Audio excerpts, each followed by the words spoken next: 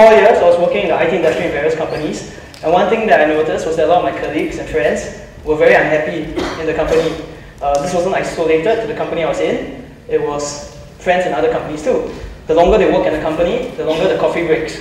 And so I was wondering why this was the case, and I realized that it was because the bosses and the managers were not running the company like their lives depended on it. Now, if you were a criminal mastermind and you were going to plan a heist, you're going to make sure that the guys that you work with and the people that you're going to pay off like you and like the share that they're going to get from the heist. If not, they're going to backstab you, kill you, or get you arrested, or maybe all three.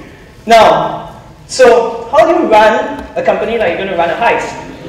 Right? Not knowing any criminals, unless you consider investment bankers as criminals, then I had to go and do some research. So I started watching a lot of movies, and Ocean's 11 was a particularly informative movie. In this movie, George Clooney, the guy in the middle, is Danny Ocean, a man who just came out of prison and was going to pull an audacious heist, robbing multiple casinos in one night. Now, the first thing he did was, when he came out, was to look for a team. Now, every manager and boss and company will tell you that human resource is important.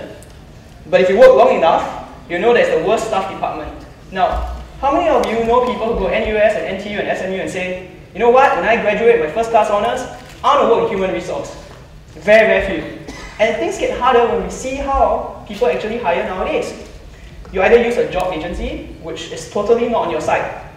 Their business model is not based on longevity, it's based on churn.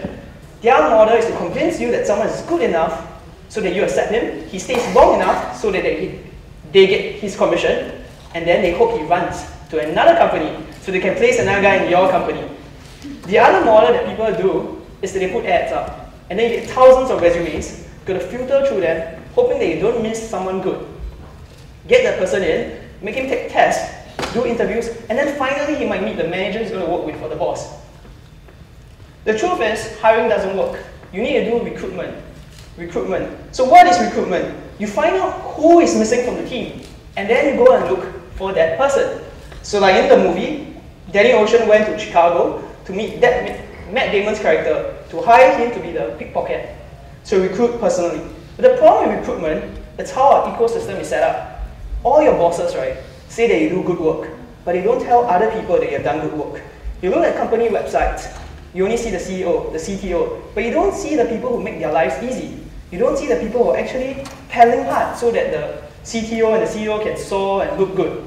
Now, why is that the case? Because they're afraid that you will leave, that you will realize your value and you're not going to be there. So recruitment is very, very hard. For recruitment to start, bosses and managers need to know that it's okay for your people to leave your company. Now, if you have been a good boss, if you have imparted into them a good culture, if they've enjoyed working with you, you don't have ex-employees, you have alumni. Now, in this scene, Andy Garcia's character has actually hired a tough guy to beat up George Clooney. The funny thing is, they know each other. So the tough guy isn't beating George Clooney up, they're faking it. So one of our colleagues from my previous company actually did a very good job such that the client hired him. So I would be lying to say that life after that was much harder. It was so much easier. So if you consider that the people who work with you aren't ex-employees, but potential partners in the future, it's okay to lose them. Treat them well, spread your culture out. But a lot of companies are afraid to do this. Another story, we knew of a person who actually got fired after he went for an interview. Why? Because you know you're supposed to pass references, and the guy who interviewed him actually called the current company's boss and asked for a reference. The boss was like, why are you leaving my company? And sacked him. So, people are so afraid to lose their employees. Now, one of the features of the Singapore companies that you'll notice is that we appraise like in 6 months and a year. That's too long.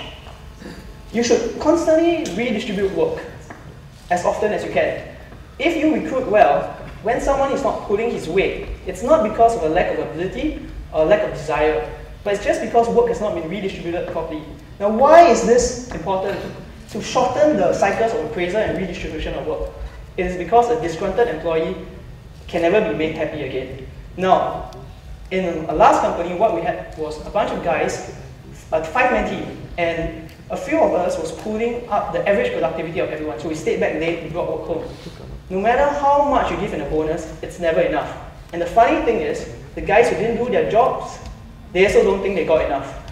So it's very, very hard. So redistribute work easily so no one feels that they're carrying more than their own share. Now why is that important? If you recruit well, if you redistribute work well, then it's easier to give the rewards more equally.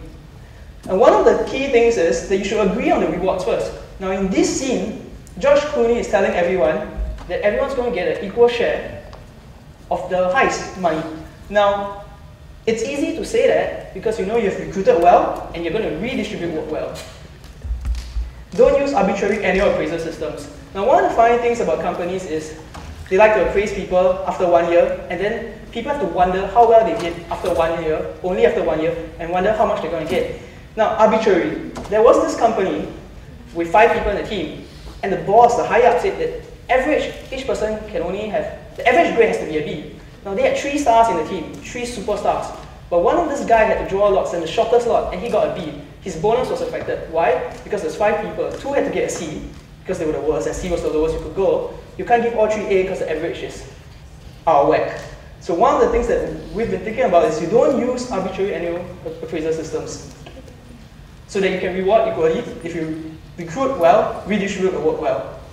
Now, one of the features of the Singapore system, at least from my perspective, because I've never tried to apply for a job overseas, is that when you go, they always ask you, what was your last salary? And say if your last salary is 3,000 and you ask for 5,000 now, they'll tell you, sorry, industry standard 20%, we can't give you 5,000. So what do? You start the relationship with a lie. My last salary was 4,500. So that they know that when the industry standard of 20% comes, it becomes 5,000. Don't do that. Pay people based on value. Now the reason why you pay people based on value and not last salary and arbitrary percentages is because the economy is not always going to do well. Now one day, the economy will be down, and you hire a good engineer for 3,000 because that's all you can afford to do it. He stays with the company for 2 years, to take and in. And when the economy goes up, there's a greater demand for talent. You hire a fresh grad for 5,000 now. If you go with an arbitrary standard that you can only increase a person's salary by 20% each year, he's never going to be well paid, or paid as well as the graduate, the fresh graduate. And what happens is he feels compelled to leave his job with all his experience, all he has done for the company, all his domain knowledge, just to get a bump in salary. So the trick is pay based on value, don't pay based on last salary.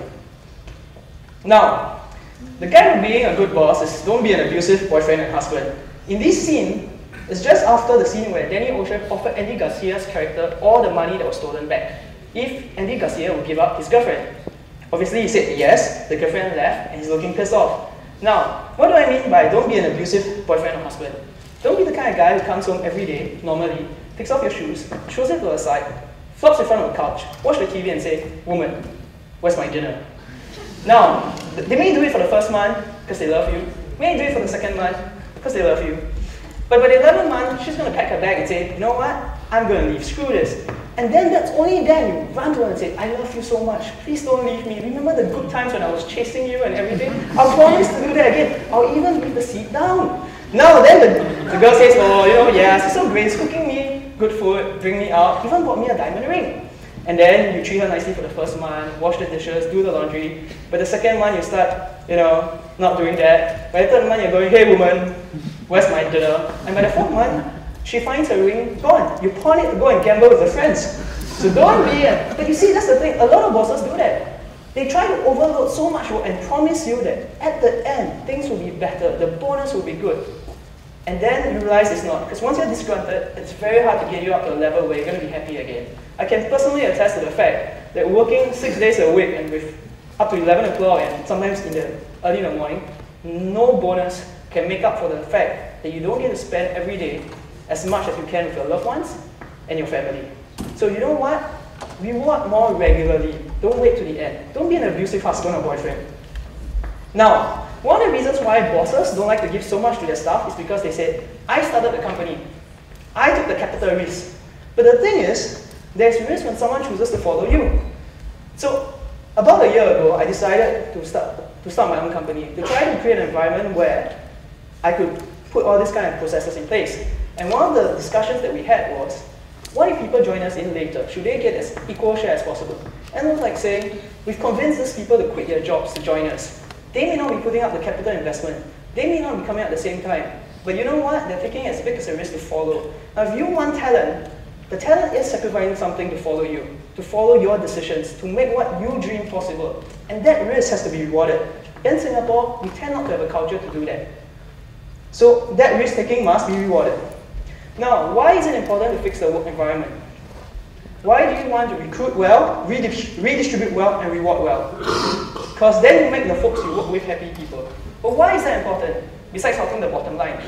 Now, in the greater scheme of things, if the people that you work with are happy people, if they're not thinking about which job should I go to, how am I going to squeeze out an extra 1 month of bonus, how am I going to squeeze out an extra 20% increment, they're not wasting their mind, their time, or their energy thinking about how to get a bigger paycheck. On the weekends, when they come out, what they're thinking about is, you know what, let's spend more time with our kids. Let's figure out how to do other stuff. So their mind, their time, and their energy is freed up to do a lot of things. So you, as a boss, if you recruit well so that the burden is more shared on a day-to-day basis, if you're a good boss such that reward well, then what happens is you free people to do good. And to borrow something that one of the previous speakers said, when you free people up like that, you free people to thrive. Thank you.